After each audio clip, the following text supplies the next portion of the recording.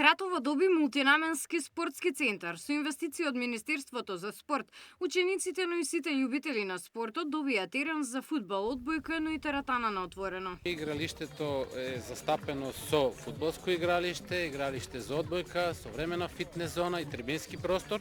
Истото е комплетна инвестиција од Министерството за спорт, со вештачка трава и по ФИФА стандарди. Ние изградивме низ цела Македонија повеќе од 30 до крајот на годината планираме уште 50 вакви во зависност од временските услови да изградиме и со тоа да ставиме еден акцент на омасовувањето и кој што каже и вице-премиер во едно обраќање, тоа е да што е можно ги оттргнеме младите од сите оние пороци кои што се на денешницата модерни, да ги кажеме и да ги донесеме на да спортуваат и да се бават со рекреативен спорт најпрво, а потоа и да продолжат со професионален спорт. На свеченото отворање на спортскиот центар беше и вице-премиерот Љупчо Димовски, кој напомена дека со ваквите инвестиции владата покажува пример како треба да изгледа соработката меѓу централната и локалната власт. Имаме добар градоначелник, имаме одличен министер за спорт за прв пат во историјата на Македонија.